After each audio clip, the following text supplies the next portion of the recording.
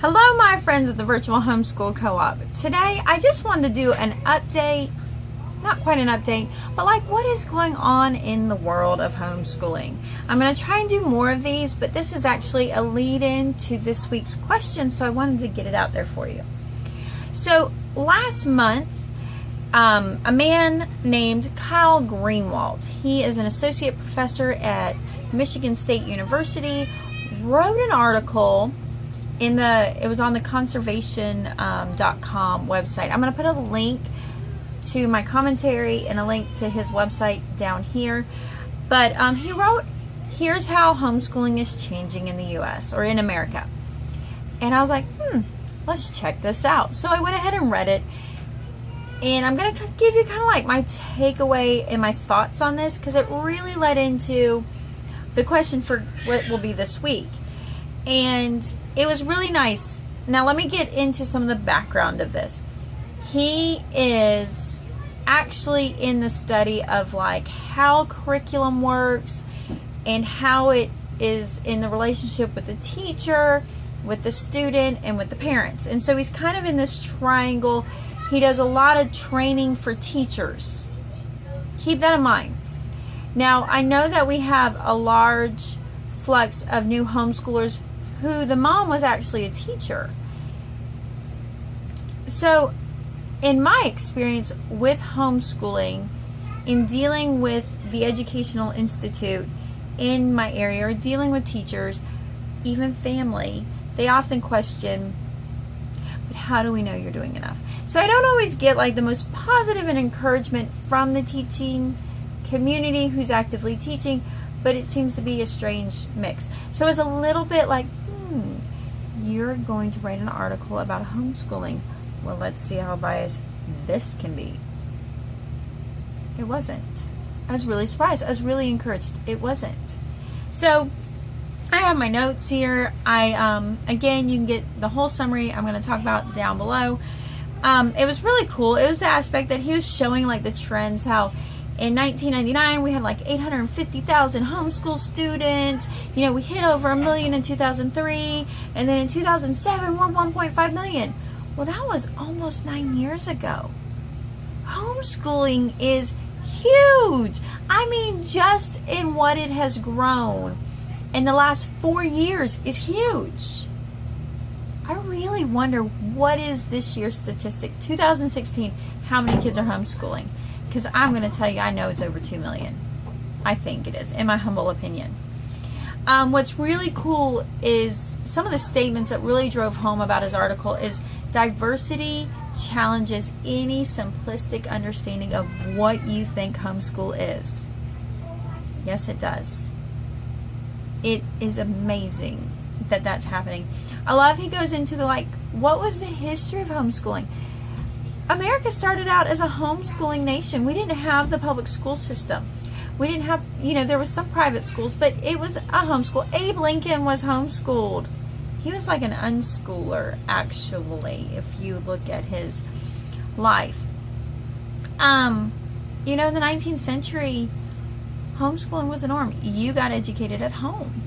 And then on came the school system, and in order for them to survive, they made it mandated you had to be in school.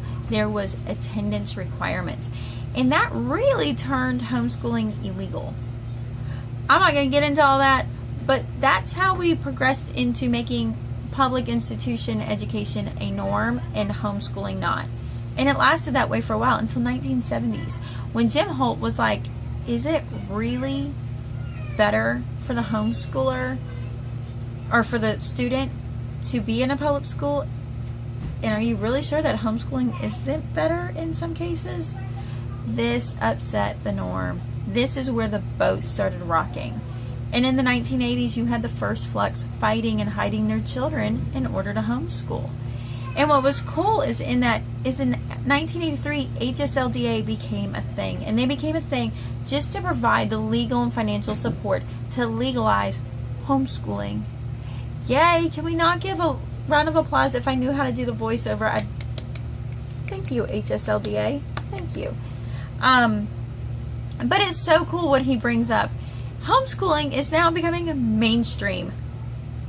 So So my older friends who homeschooled in the 80s, would you have imagined this day would come? Really? It is so cool. There's a lot of aspects that homeschoolers, the education system's trying to engage homeschoolers more often. There's a lot of fight and a lot of unknown territory where that's going. I know in Florida is one of the reasons we have like the Tim Tebow bill has come about. I have a link for that general discussion. I am not discussing it here. There is a lot of heated debates for and against it for so many reasons. But it is cool that the schools are trying to say, hey, but do you want this? The other aspect that I loved is he linked out, Kyle Greenwalt linked out Phil and I'm not going to even say their names. You look in the link, you'll see it. But they talked about how the homeschool population does not differ significantly from the general population. This means like you literally take 2 million kids, general population kids, pull them out and they look exactly, homeschoolers look exactly like the population. We're just, last count, 1.5 million of them. My kids are so fighting. So the really cool part is, as we are growing in our diversity, our reasons, you cannot assume that, you know, in the past they were financial, they were political, they were religious reasons why you would homeschool.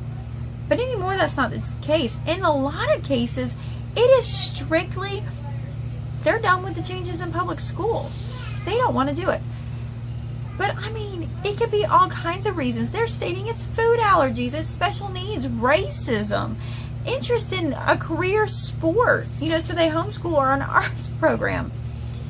But you know, not everybody is like, we have our critics. I mean, with any discussion in America, we have our critics. And they're arguing, is it really good?